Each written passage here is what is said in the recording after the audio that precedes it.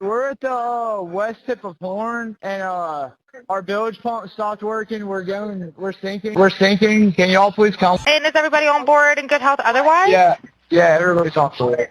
9:56 a.m. That's the exact minute a boat pulled away from a dock in Jackson County, Mississippi, on the morning of July 4th. And for the first time in this entire case, we're not working from someone's memory of that day. We're working from a machine's GPS data, pulled from the boat that carried Nolan Wells to Horn Island, has surfaced, and it does something nothing else in this case has managed to do yet. It doesn't rely on who's willing to talk, or what someone thinks they remember, or which version of events a family is willing to stand behind under pressure. It's a time-stamped, minute-by-minute record of exactly where that boat went, all day, all night, including movements nobody has publicly explained. At the same time this data surfaced, Christine and Elmore Wansley sat down face-to-face with the Jackson County District Attorney for the first time since their son's body was recovered, and walked out having launched something the official investigation isn't running, their own. Two updates, two completely different kinds of weight. One is forensic, mechanical, undeniable. The other is about a grieving family deciding they can no longer just wait for answers to come to them. We're going to walk through both today. What the GPS data actually confirms, what it very deliberately does not.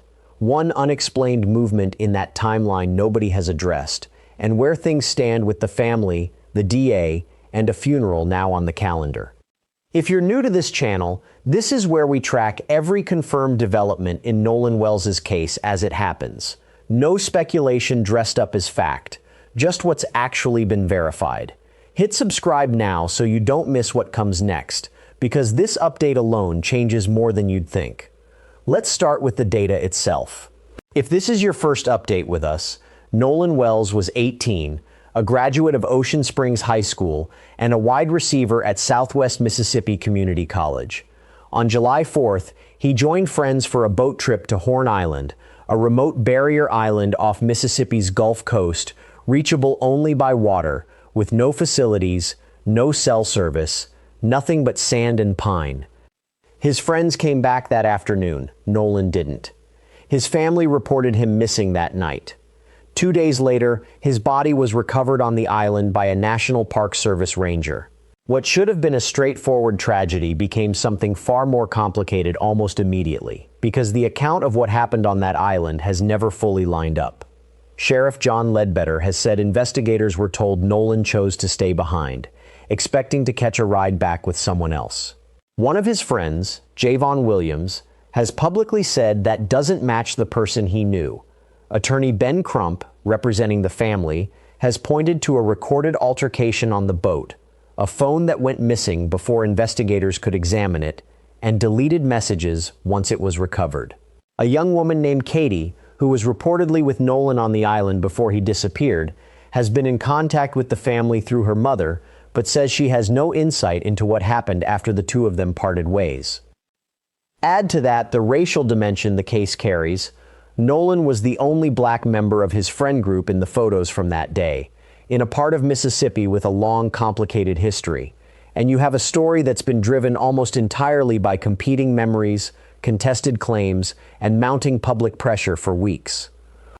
Today changes that, at least partially. For the first time, there's a piece of evidence in this case that isn't anyone's word against anyone else's. The GPS data comes from the Mississippi Department of Marine Resources, which tracks vessel movements as part of its own search and rescue and regulatory operations. According to that record, here is what actually happened to the boat on July 4th and into that night. The boat left its dock at approximately 9:56 that morning. It arrived at Horn Island at 11:14, a normal, unremarkable start to what was meant to be an ordinary holiday outing. The next timestamp is the one that matters most for the existing public record. The boat left Horn Island at 4:31 that afternoon and returned to its home dock. That lines up closely with what Judge Ashley Cole, the mother of one of the young men on the trip, has already said publicly. Cole stated the group left the island around 4:30 because the boat was taking on water, tied to a bilge pump issue. The GPS timestamp doesn't confirm the bilge pump problem itself, since a GPS unit only records where a vessel is, not why it moves. But it does independently confirm the boat left the island at the time she described. That's real corroboration on one specific, narrow point. It's what happens after that which hasn't appeared in any account, any interview, any statement from anyone connected to this case so far. According to the data, the boat did not stay at the dock for the night. At 5:52 that evening, roughly 90 minutes after returning from Horn Island, it went out again, this time into Fort Bayou, a real, regularly used waterway in the area. It returned to the dock 14 minutes later, at 6:06. Then, about an hour after that, at 7:19 p.m., the boat moved a third time to the Fort Bayou boat launch, where it appears to have been taken out of the water and trailered to the home of the boat's owner in Biloxi. So the full sequence, confirmed by timestamp, looks like this. Island to dock at 4:31. Dock to Fort Bayou and back by 6:06. Dock to boat launch at 7:19. Then home for the night. Nobody has mentioned this second and third movement publicly. Not Judge Cole's statement. Not Elmore Wansley's account of retrieving the boat's keys. Not Javon Williams. Not Trace Shepard. As of this reporting, there is no public explanation attached to that 90-minute gap or the trip that followed it. There are entirely ordinary explanations that could account for this. Boats run low on fuel. Equipment gets left behind and has to be retrieved. If the bilge pump issue was serious, a short trip to check on it, or to move the boat somewhere, it could be more easily serviced before being trailered home, wouldn't be unusual on its own. Fort Bayou isn't some remote or suspicious destination. It's a normal local waterway people use every day. But an innocent explanation and a confirmed one are two different things.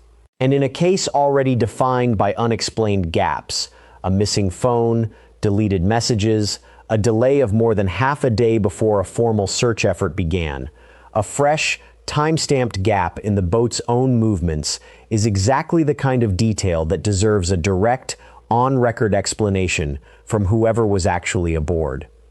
The same Marine Resources report also identifies, for the first time in an official document rather than a second-hand claim, that the boat's owner, his mother, and one additional individual who was reportedly with Nolan that day have all cooperated with investigators. That's notable for two reasons. First, it's the first time an adult's connection to this case has been confirmed through an official record, rather than through Elmore Wansley's earlier public statement that an adult was present on the boat, a claim that, until now, hadn't been independently verified anywhere. Second, the fact that the boat owner's mother is described as cooperating suggests the investigation, even in this early Marine Resources phase, extended beyond the young people who were actually on the island that day and into the surrounding adult family members connected to the vessel itself. None of this tells us what that cooperation actually consisted of, or what, if anything, it clarified. What it does confirm is that this is no longer just a family's account of who was involved. It's now part of the documented record. Step back from the raw timeline for a second, because what this data actually does is more specific than new evidence has emerged. It does three distinct things. First, it gives the existing timeline its first independent anchor point. Up until now, the 4:30 departure time from Horn Island existed only because Judge Cole said it in a public statement. That's not nothing, but it's one person's account of one afternoon, and it was the only account of that specific moment. Now there's a mechanical, time-stamped record that lines up with it. That doesn't validate every detail she described. It validates the timing specifically. Those are different things, and it matters to keep them separate, because it would be easy to round "the boat left when she said it did" up to "everything she said about that day is confirmed." It isn't. Only the timestamp is. Second, it moves the question of adult involvement from something the family alleged to something the official investigative record now reflects. That's a meaningful shift. Elmore Wansley said publicly that an adult was on the boat that day. For weeks, that was a claim from a grieving father, disputed or unaddressed by anyone else on record. Now, a state agency's own report lists the boat's owner as someone who has cooperated with investigators in connection with this case. That doesn't resolve whether that adult was present on Horn Island itself or only became involved once the boat needed to be retrieved that evening. Those are two very different scenarios, and the report doesn't distinguish between them. But it does confirm that adult involvement in some form is part of this case's official record now, not just a family's assertion against silence. Third, and this is the part worth sitting with, it changes what happens the next time somebody's account doesn't match the physical record. Before this data existed, if two people disagreed about what time something happened on July 4th, there was no way to check either of them against anything harder than another person's memory. Now there is. Does Javon Williams' account of that afternoon line up with when the boat actually left the island? Does the story about retrieving the boat's keys fit inside the window after 4:31? Does any existing account so much as acknowledge that the boat went out twice more that evening? Those questions were unanswerable a week ago. They're answerable now, at least in principle, because there's finally a fixed reference point that every other account has to be measured against, rather than simply weighed against another person's word. That's the real significance of this update. Not that it proves what happened to Nolan. It doesn't, and we'll get to exactly why in a moment, but that it changes the shape of the investigation itself, from one built entirely on competing memories into one that now has an objective skeleton everything else has to fit inside. If you've been sticking with this case because you want it followed accurately rather than sensationally, that's exactly why we go through corroboration like this in detail, instead of just repeating whatever's loudest online.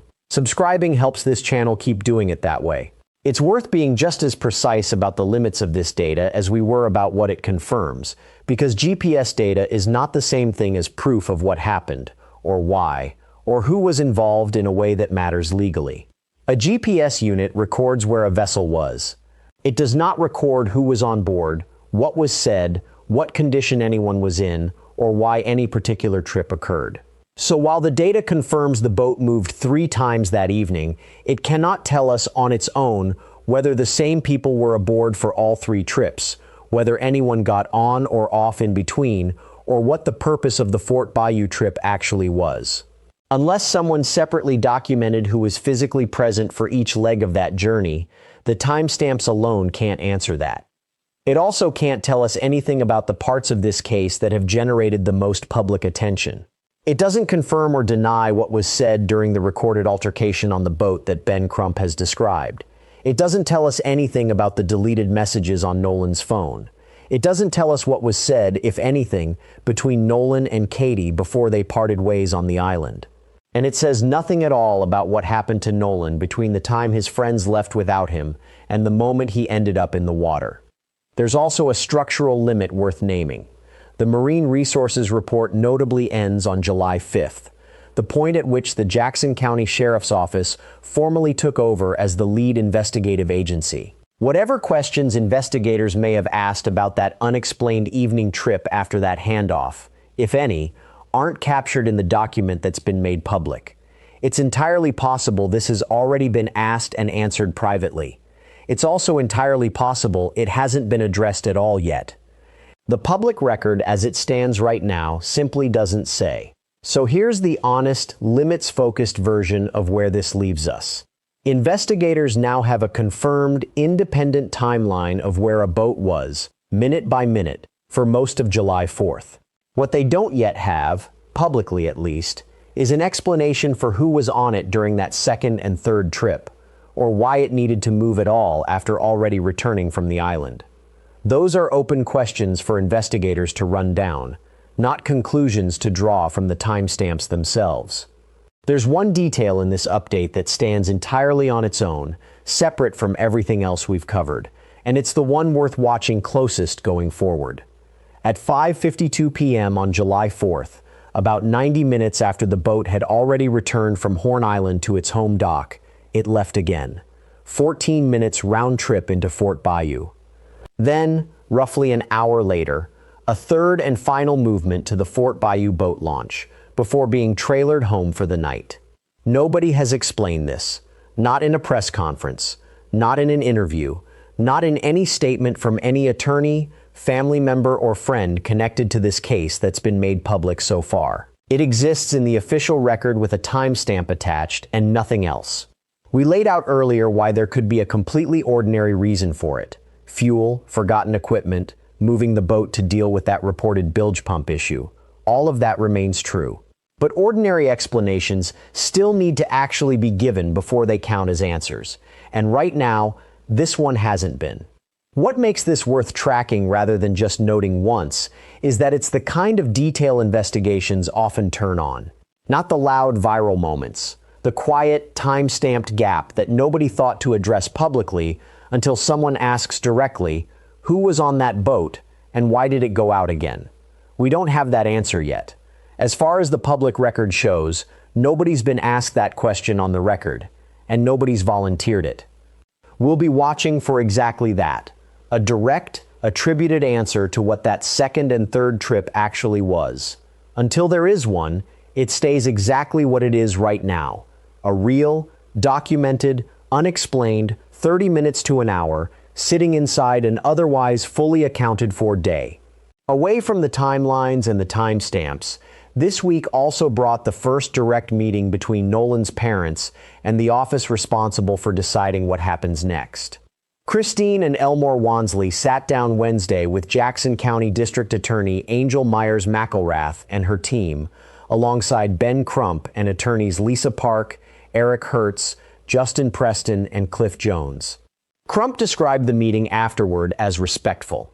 The central piece of news to come out of it: once the Sheriff's Department finishes its investigation, the case will go to a grand jury, standard procedure in Jackson County for unnatural or suspicious deaths. And, as McElrath herself has stressed, not by itself an indication that this is being treated as a criminal matter. She said plainly that authorities haven't indicated that at this stage, and that she doesn't want to rush to judgment in either direction. One of the more concrete outcomes of that meeting involves Nolan's phone. Both sides agreed to a joint simultaneous inspection, the family's own experts and the DA's team examining the device together at the same time, so there's no dispute later over what either side saw or how it was handled. Eric Hertz is helping lead that process. Given how much attention the missing phone timeline has already drawn in this case, that arrangement matters. It closes the door on arguments about chain of custody before they can start. Something else came up at the same press conference that deserves real attention, because it's a correction, not a new accusation. Crump was asked about his earlier public statement that Nolan could be heard on a viral video saying something to the effect of demanding his phone back. His answer this time was noticeably more careful. He said that's what a witness told his team at the time, and that's what they reported. Since then, another witness, Trace Shepard, has come forward saying that voice on the recording is actually his own, not Nolan's. Crump said his team now has audio experts working to determine whose voice is actually on the recording, and that going forward, his team will be more careful to specify when a claim comes from what a witness said versus what's been confirmed. That matters because that specific claim carried enormous emotional weight for weeks. It was repeated at press conferences and treated by a large portion of the public as settled fact. Hearing it walk back doesn't mean nothing happened on that video. It means the claim that anchored so much public certainty may not hold up exactly the way it was first presented. That's worth carrying forward honestly rather than quietly forgetting it was ever said. Christine also spoke plainly about how communication with law enforcement has actually gone. She said the last contact she'd had from the Sheriff's Department before this meeting was the previous Tuesday, and even that was only in response to a text she'd sent herself, asking for an update. More than a week into an investigation into her own son's death, that was the extent of direct contact from the lead agency. The DA's office has since said it will take over primary communication with the family going forward, in part because it has a dedicated victim advocate on staff, something Christine said she appreciated.